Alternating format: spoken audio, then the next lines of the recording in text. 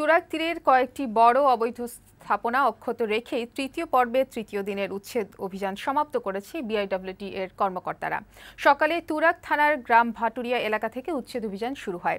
Tin, কাঁচা পাকা, একতলা ও দোতলা পাকা বাড়ি সহ এদিন মোট ১৯টি স্থাপনা উচ্ছেদ করা হয়। নদীর তীরবর্তী ২.৫ একর জমি অবমুক্ত করার পাশাপাশি তীরের জায়গা দখলকারী ব্যবসায়ীদের বালু, পাথর নিলামে বিক্রি করা হয়। বুদ্ধদেব কুণ্ডুর প্রতিবেদন।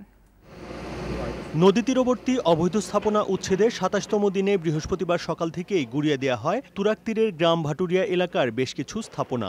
নদীর জায়গা দখল করে বালু ও পাথরের ব্যবসা করায় এই সমস্ত স্থাপনা ভেঙে ফেলা হয়।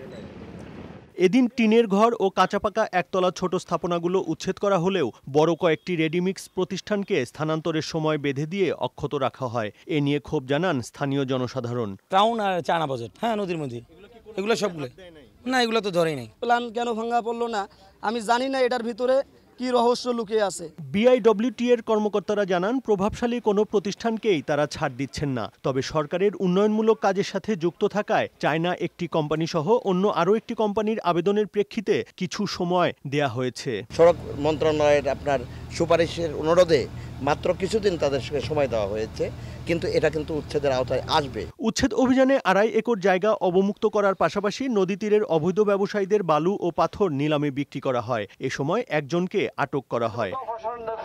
বিআইডব্লিউটি এর নির্বাহী ম্যাজিস্ট্রেট মোস্তাফিজুর রহমান জানান, নদীর জায়গা ভরাট করে যারা ব্যবসা করছে তাদের বিরুদ্ধে আইনি ব্যবস্থা নেওয়া হবে। কাউকেই ছাড় দেয়া হবে না বলেও জানান এই কর্মকর্তা। সীমানার অভ্যন্তরে স্থাপিত স্থাপনা বাদ থাকবে না, এগুলো অবশ্যই উচ্ছেদ করা হবে। তুরাগ তীরের অবৈধ স্থাপনা উচ্ছেদের পর পর্যায়ক্রমে বালু ও শীতলক্ষ্যা নদী তীরবর্তী অবৈধ স্থাপনাও উচ্ছেদ করবে বিআইডব্লিউটি কর্তৃপক্ষ। বুদ্ধদেব কুণ্ডু, বৈশাখী সংবাদ, ঢাকা।